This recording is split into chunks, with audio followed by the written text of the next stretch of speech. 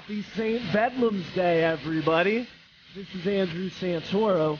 Thanks for downloading the Voice of Bedlam podcast.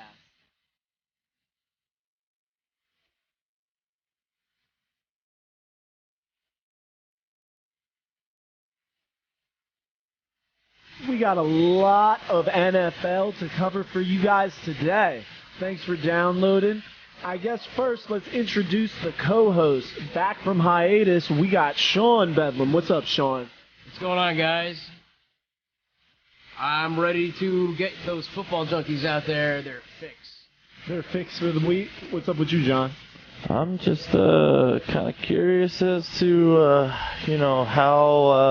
how we keep getting so lucky to get content, man. It's like, usually when I think of the off season, I think of not much happening, but this year the cap got raised and now everything blew up. It's almost like everybody's going out to the gentleman's club and it's just like splurging now. Especially the Giants. Yep. Just making it rain. Jags too, man. A lot of people throwing around a lot of money. I like it. How about you guys? Yeah, it's exciting, of course. Yeah. I mean, you get nervous. I mean, it seems like, especially like my team, the Giants, but I don't care. We're playing like crap. Like, what else are you gonna do? I at least going out there and being like, screw it, let's just go. You got to fix the problems there. Yeah, I mean, I prefer to build through the draft, but we can't right now. We need a Band-Aid somehow. So, but with that being said, let's really get things rolling. You might need a little more than a Band-Aid, though. But you think you guys want to talk about the Giants? We need a safety. Let's just jump right into that. Just because I read something that I thought I was like, I don't know if you read it or not, but I was gonna sneak it up on you. Do you know that JPP is going without the club next year? Yeah, I heard he was gonna try. Yeah. Yeah, I read that and I was like, he's gonna test that arm. He's gonna test that hand. Yeah. He's gonna now we're gonna see the memes like, take my strong hand. Well, so you guys are saying that he's literally gonna go out there on the field with a stub? Yeah. Yeah, and a glove probably. Well, he's probably gonna wear gloves. Like a glove, normal regular gloves. But he's going out without the club. To see. Yeah. And well, yeah, I was just saying because I remember reading that and I was like, oh man, I'm gonna have to make a side note on that so that I can remember to talk about that. Well, I mean, it's good because what this is really going to show is at least he's getting some strength back in the hand. I would have to imagine it's going to be more healed up, I guess, less painful, less sensitive. So maybe he'll be able to relax a little bit more. Maybe he'll be able to use it a little bit more. You know what I mean? He's got some fingers. He's going to have a little bit more grip, and maybe he'll just be more comfortable. Do you know what I mean? So maybe this will help. We could use it because it is kind of a big deal that he's coming back, and Olivier Vernon on the other side. You know what I mean? We got two sizable defensive tackles, so defensive line's shaping up. I saw some articles out there asking the question if the Giants have the best defensive line. I wouldn't say anything like that. We're not even at OTAs, and I hate saying on paper because every year the Giants got something the best in the league on paper, and then it's the worst. I know that as an Eagles fan. Yeah, exactly.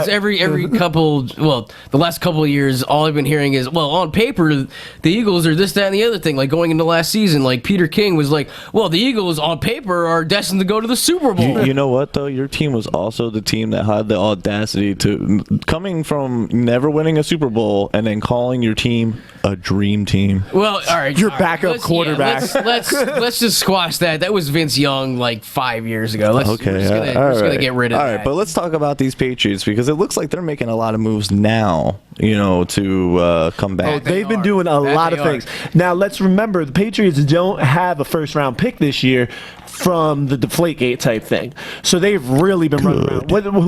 What are some of the transactions they made?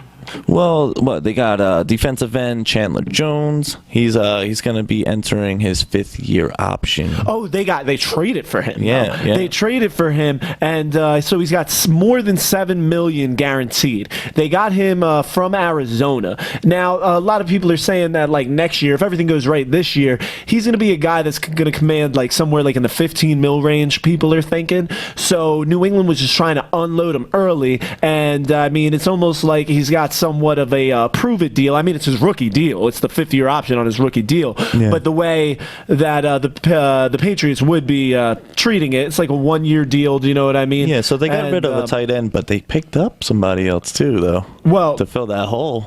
pretty Yes, they quick. did. Yes, they And did. not only that, it's not just a little name either. Who they got? Martellus Bennett. That's right, Are you straight kidding from me? the Bears. Martellus Chi-town. Bennett for This is a pretty big. 4th round pick. They got Yeah. Bennett for a 4th rounder.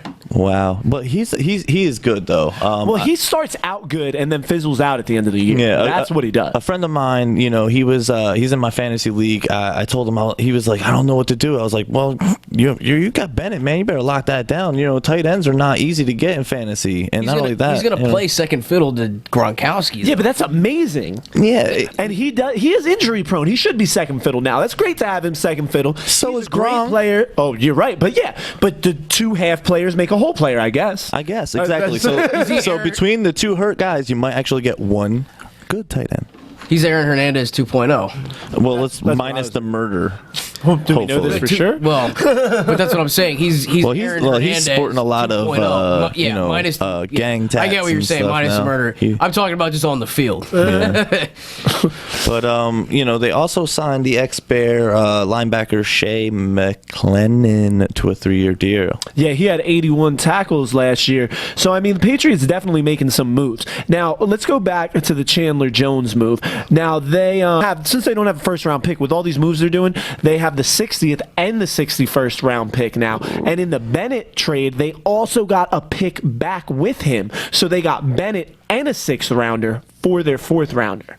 Wow. So it's a little complicated, but they are acquiring some picks. I'm not totally sure. I think they were on the compensatory list. I think I'm not, don't quote me on that. But yeah, they also signed former 2nd overall pick Chris Long, who was recently released by the Rams. So this is another big move. They gave him a nice little 1-year deal. Yeah, I don't even remember where we said he was going to go when we were talking about him a few podcasts that was ago. a player card a couple weeks Where did ago. we say he was going to go? I don't know. I think we said did the that. Giants, didn't we? Well, the Giants could have used him. Yeah, the Giants could I have think used you him. were. Yeah, I think we pushed the Giants. Yeah, but I didn't- We thought that because of all the money that they had, that they could be able to pull him in. Yeah, but see, the problem with Long is like he's injury prone. You know what I Now, mean? yeah. Like, yeah, I'm not trying to spend. I don't know if anybody would. Everybody's got somebody on their team that they just unloaded a big free agent contract that they finally got rid of, who's always been injured and was paid too much. I'm too nervous that that's going to be Chris Long. So I didn't want him to go to the Giants, but maybe that's what we said. Yeah. All right, how's everybody doing out there today? Thanks for tuning in to this special edition Voice of Bedlam podcast. If you want to take that next jump with your business or company, you need to come over and advertise on the Voice of Bedlam podcast. Get your ad heard by thousands on a reoccurring basis. Just click buy now and send us your info. Thanks a lot, guys.